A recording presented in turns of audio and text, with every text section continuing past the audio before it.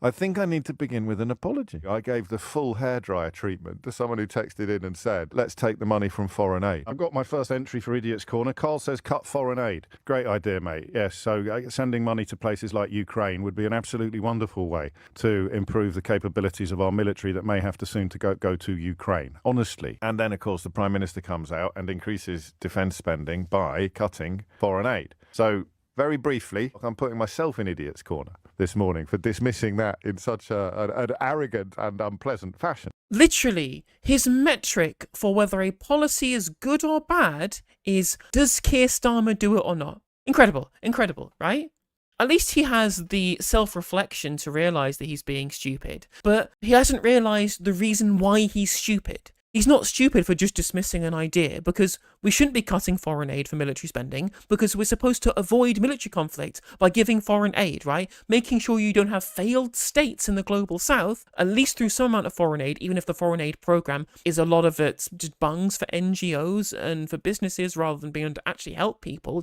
That involves reforming foreign aid, not ditching it. Go and view what Matt Kennard has talked about foreign aid. He does some really good work on that. But regardless, that means we should reform foreign aid. If you just cut a bunch of foreign aid, that's just going to deal with more wars, which would involve more military spending, which would therefore have more migrant crises. That's the whole point of the international development budget, is that it stopped these things from happening. And here's James O'Brien going, well, I had intuited that was a terrible idea, that we should stop foreign aid, because therefore we might actually have to go and fight the wars that this foreign aid is there to stop. And then he said, I'm an idiot, because I said this idea was bad, and then Keir Starmer did it. Like, that's his metric for good policy. And his only metric for Keir Starmer is that he thinks he's a grown-up politician, adults in the room, right? It's his metric. Like, he doesn't have any moral position or kind of philosophical basis for backing any of Keir Starmer's politics.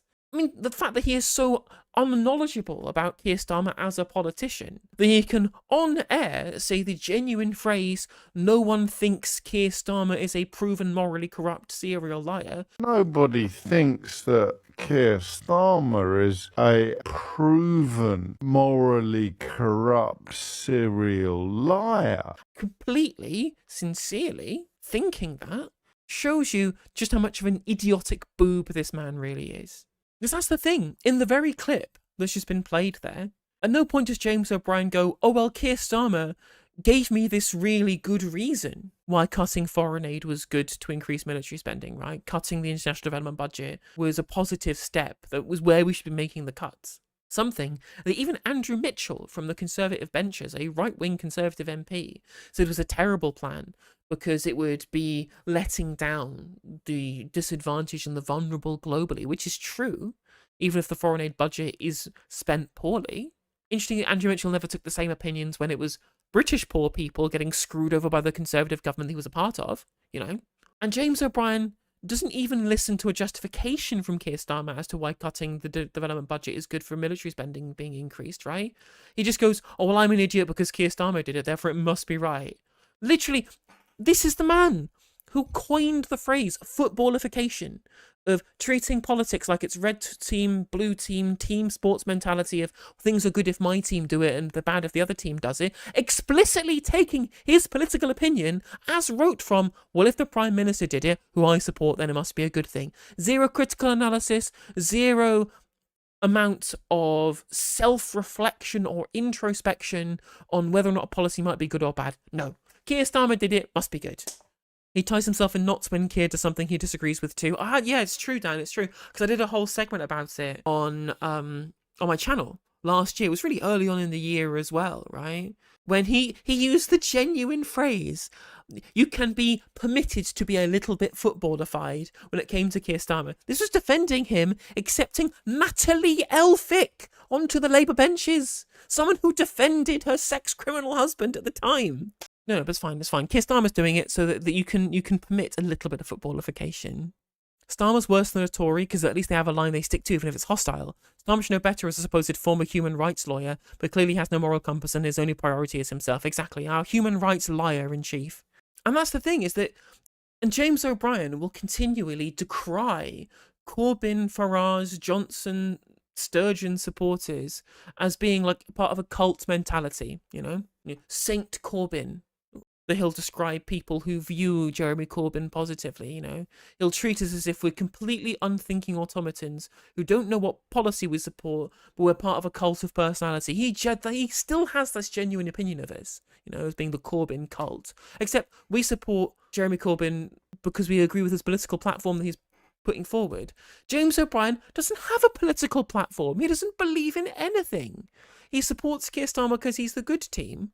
If there's anyone here, if there's anyone at all who could possibly be seen as being part of a cult of personality, it's Starmer supporters.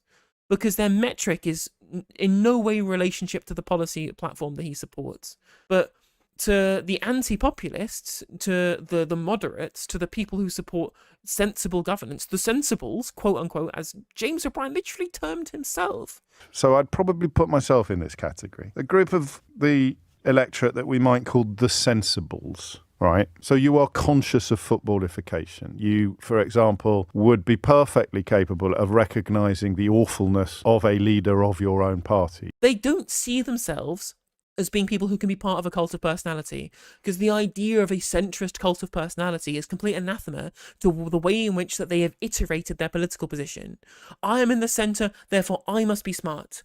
I am in the centre, therefore I am taking the best bits of everything else and I am completely without ideology. Even though they've not done any of this, they've not done any critical analysis of the positions that they hold, it's just red team, good, sensible, centrist, that's it, right? Centrism is good because it's in the centre. No critical analysis past this incredibly fucking surface level nonsense that they're pushing. It's so obvious as well. You can't be part of a cult of personality if you haven't. I think you're wrong. I mean, I understand where you're coming from, but it's almost Keir Starmer's lack of personality that's created the cult of personality. Because the cult of personality is this cult of the aesthetic worship of being boring that you get from centrists and liberals, right? They aesthetically worship the mundane and the pedestrian because they see it as being the natural foil to the kind of bombastic nature of politics that came out of Boris Johnson and Nigel Farage, rather than, you know, the actual policies they were pushing being bad, even though Boris Johnson had some better policies than a lot of what the current Labour government are coming out with. So you can project anything onto him and the aesthetic of professionalism. Exactly. 100%, Ruben, you're so right. Hey there, if you enjoyed the video, make sure that you like and leave a comment. That helps the video out in the algorithm. If you subscribe and ring the bell, it'll let you know when I go live. I stream every day on YouTube and Twitch. You can also follow all of my socials down in the description. And if you want to support me in a more financial manner, there's a join button for membership to just 99p to be a member on YouTube, as well as a Patreon, and there's some merch there as well. And hopefully I'll catch you on the next video. Take care.